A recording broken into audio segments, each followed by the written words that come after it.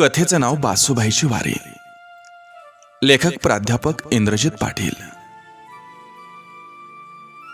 बालाघाटाच्या जवळच वसलेलं एक छोटंसं खेडेगाव होतं. गाव तसं चांगलं, पण वेशीला टांगलं. मजुरीपेक्षा माजोऱ्या लोकांची संख्या गावात जास्त होती. 12 भानगडीतली बरीच मंडळी होती. साडी आणि काडी लावून कुणाचं घर कसं पेटवायचं हे इथल्या लोकांना चांगलंच माहीत होतं. गुटखा, मटका, दारू, पारो आणि राजकारणाचं वारं हे सदाचंच इथं वाहत होतं. बारमाही राजकारण हे पुढाऱ्यांना झालेलं गजकरणं होतं. शेमडी पोरंही गावात पुढारी म्हणून मिरवत होती. सटेच्या यात्रेत नाचे आणि 2 पार्ट्यात बाचाबाची हा प्रतिष्ठित म्हणून घेणाऱ्या सदस्यांचा आवडता विषय होता. त्यामुळे गावातील पोरांना दिशा देण्याऐवजी त्यांची दशाच झाली होती. ताटली, बाटली, पटली अशा वेगळ्या ढगांच्या भाषा पोरं सारखी बोलत होती. तसा गावचा शिवारही हलक्या प्रतीचा आणि तणखोर होता. पाऊसही बेताचाच पडायचा आणि जर जास्त झाला तर शिवारात बेडकं ओरडायची. जास्तीचा सोसना आणि कमी पडला तर पीक पोसना अशी दर सालीच अवस्था असायची. तरी पण उथळ पाण्याला खळखळाट फार होता. अशा या नेहमीच तिरक्या नजरेनं बघणाऱ्या महाबेरकी गावात काही चांगली माणसं होती. ती संध्याकाळच्या वेळी देवळात भजन गायचे, पंढरीच्या पांडुरंगाला आळवायचे, तर कधी भक्तिगीता सुरात म्हणायचे. नाम तुझे घेता देवा भजनाला रंग, असं म्हणती यारे उठती भक्तीचे तरंग. सगुण साकार रूप निर्विकार, तूच बा विठ्ठला जनाचा आधार.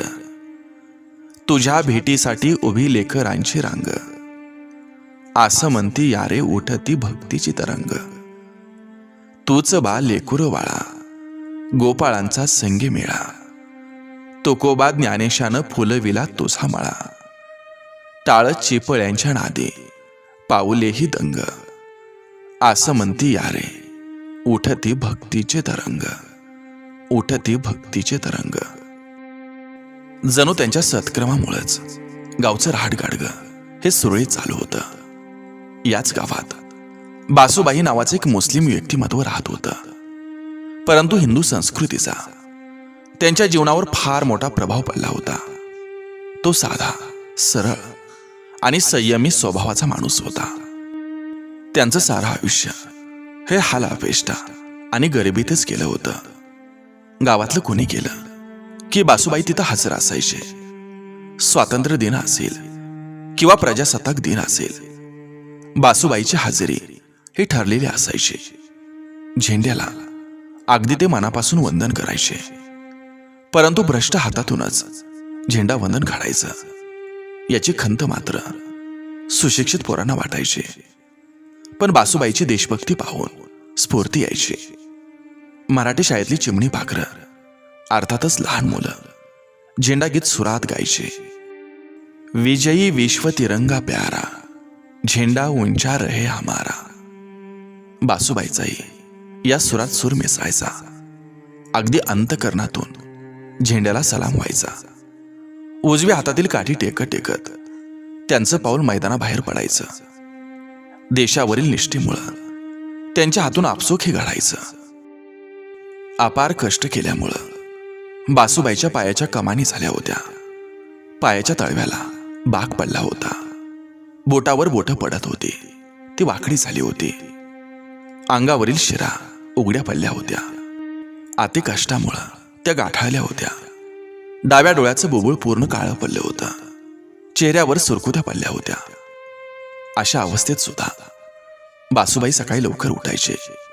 गार पाण्यानं आंघोळ करायचे. 3 गुंड्यांचा फाटका तुटका सदरा आणि मळकटलेलं पांढरं धोतर ते अंगावर चढवायचे. डोक्याला गुलाबी फेटा बांधून ते देव दर्शनाला निघायचे. खडीचा रस्ता तोडवत ते प्रथमतः दत्ताच्या मंदिरात जायचे. आपल्या हातातील साखर देवाला ठेवून पुढं दर्शन घेऊन ते पुढे निघायचे. रस्त्यावरून जाताना ते लहान असो किंवा मोठा असो, प्रत्येकाला वाकून रामराम करायचे. मला ते साहेब म्हणायचे, दोन्ही हात जोडायचे. त्यामुळं या देव माणसाविषयी प्रत्येकाला आदर वाटायचा. त्यांचा विचार साऱ्यांनाच पडायचा. मुंगीच्या पावलानं ते मारुतीच्या मंदिरात पोहोचायचे. देवाला साखर ठेवून ते मंडपात यायचे. तिथं चिरेबंदी बांधकामाच्या क्षेत्रातून आलेल्या मुंग्यांना ते साखर टाकायचे. बऱ्याच काळ्या मुंग्यांची रांग लागायची. त्या बासूबाईंनी टाकलेल्या साखरेचा दाना दाना ओढीत न्यायच्या. मुंग्यांनाही त्यांची सवय झाली होती. दररोज त्याच वेळेला नेमक्या त्या बाहेर यायच्या आणि त्यांचा गोड प्रसाद घेऊन जायच्या. तिथून ते महादेवाच्या मंदिरात पोहोचायचे. ओम नमः शिवाय म्हणून बरेच मंत्रोच्चारण करायचे. शंभू महादेवा पुढं नतमस्तक होऊन मग विठ्ठल रुक्मिणीचं दर्शन घ्यायचे. 2 हातांनी टाळ्या वाजवल्या. रामकृष्ण हरीच्या त्या गजरामध्ये ते दंग व्हायचे. पुढं कुलदैवत खंडोबाचं दर्शन घेऊन ते पाटलाच्या वाड्यासमोर उभं राहायचे. पाटलाला रामराम करून मंद पावलानं ते घराकडे निघायचे. असा दररोज सकाळी त्यांचा नित्याचा कार्यक्रम असायचा. अध्यात्म हे बासूबाईंच्या जीवनाचं अविभाज्य अंग बनलं होतं. भक्ती जगण्यासाठी शक्ती देते असं त्यांचं मत होतं. मुळातच ते श्रद्धाळू आणि मायाळू होते. त्यामुळे चराचरात प्राणीमात्रावर ते मनापासून प्रेम करत होते. माणसातच देव शोधत होते. आग्ने होण्यापेक्षा पाणी बनून आल्हा इतकेच ईश्वराची नितांत सेवा करत होते. रोजाबरोबरच ते एकादशी उपवास तापासही करायचे. त्यामुळे ते मुस्लिम आहेत याची कधी जाणीवही झाली नाही. त्यांचा एक वेगळाच धर्म होता, तो म्हणजे मानवता धर्म. बासूबाई शिव आणि पंढरीच्या पांडुरंगापुढं नेहमी लीन व्हायचे. संध्याकाळच्या वेळी मारुतीच्या मंदिरात विठ्ठल रुक्माईचं गुणगान गायचे. कारण गावातील विठ्ठल रुक्माईच्या मंदिरापुढं मंडप नव्हता. त्यामुळे भजनाचा कार्यक्रम हा मारुतीच्या मंदिरात असायचा. बासूबाईंनी सूर धरायचा. ओटातून शब्द सहज बाहेर पडायचे. त्यांना साक्षात विठ्ठलाचं दर्शन घडायचं. ध्यानी मनी साठी येला होती मज भास, विठ्ठला तुझ्या चरणाचा झालो दास, विठ्ठला तुझ्या चरणाचा झालो दास. गावातील लेकीबाळींचं लग्न असो किंवा हरिनाम सप्ताह असो, काल्याचं कीर्तन असो, बासूबाईने कुठलाच कार्यक्रम सोडला नाही. नवे रमजान ईद असो किंवा बकरी ईद असो, प्रत्येकालाच त्यांचं आग्रहाचं निमंत्रण असायचं. त्या दिवशी सगळ्यांची वाट पाहत ते दारासमोर बसायचे. आपल्या पोरांना याला बोलव त्याला बोलव असं आवर्जून सांगायचे. सर्वांची जातीनं काळजी घ्यायचे. बासूबाईंचा एक विशेष गुण होता. शिखर शिंगणापूरची देवाची यात्रा ते काठीबरोबर पायी करायचे. तर गावात रामायण बसवलं की पोत्यांचा पोशाख आणि पोत्याचं पायतान करून ते वनवासाला निघायचे. 14 दिवस ते रघुपती राघव राजाराम पतित पावन सीताराम असं म्हणतच गावोगावी आपल्या सहकार्याबरोबर ते फिरत राहायचे. रामनामाच्या जयघोषात ते दंग असायचे. अशा या गळ्यात माळ, हातात टाळ, बाही टिळा पांडुरंगाचा लाळा असणाऱ्या या बासूबाईंनी पंढरीची वारीही कधी चुकू दिली नाही. ते आषाढीला गावातील दिंडीबरोबर पायी पायी निघायचे. परमेश्वराची रूप चराचरात बघायचे. अनवाणी पावलांनी पंढरीची वाट ते आवडीनं तुडवायचे. दिंडीतील वारकऱ्यांना, बायांना त्यांची काळजी वाटायची.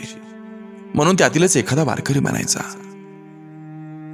आव बाबा, आव तुम्हाला चालणं उरकत नाही, तुम्ही ट्रॅक्टरमध्ये बसा. तसे ते लगेच म्हणायचे, नग तुम्ही व्हा पुढं, मी येतो हळूहळू, माझी काळजी करू नका, तू आहे की माझ्या पाठीशी. पांडुरंगा पांडुरंगा. कितीही विनवणी केली तरी बासूबाई कधीच ट्रॅक्टरमध्ये बसत नसायचे. उलट हसत म्हणायचे, अरे बाबानो, ट्रॅक्टरमध्ये बसून करता ती कसली वारी, पायी केलेली ती खरी वारी असते. व्हा पुढं तुम्ही, येईन मी पांडुरंगाच्या द्वारे. आणि खरंच ते कासवाच्या चालीनं ऊन वारा पाऊस सोसत वाळवंटामध्ये पोचायचे. थकल्या पावलांनी आपल्या दिंडीच्या पारात बसायचे. महाराजांनी सांगितलेलं कीर्तन ऐकायचे. टाळ मृदंगाने अभंगामध्ये ते दंग व्हायचे. सर्वांच्या शेवटी पांडुरंगाचे दर्शन घ्यायचे. दिंडीतील सर्वजण ट्रॅक्टरमध्ये बसून गावाकडे जायचे.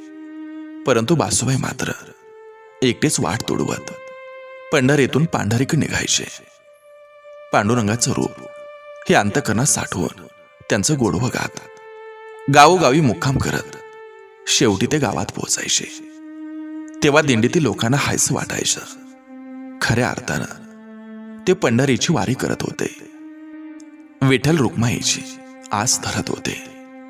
श्रद्धा ही सामर्थ्यशाली असते. बासूबाईच्या पंढरीच्या पांडुरंगावर नितांत श्रद्धा होती. परंतु कोरोना महामारी माणसावर बेतली होती. माणसाशिवाय माणसाचं जगणं नव्हतं. असं मरण, असं सरण कधीच कुणी पाहिलं नव्हतं. जिकडं तिकडं माणसं मरत होती. माणुसकी मात्र झुरत होती. लॉकडाऊनमुळं माणसाचा माणसाशी संपर्क कमी झाला होता. नात्या गोत्यांचा विसर पडला होता. मंदिरामध्ये सुद्धा प्रवेश नव्हता.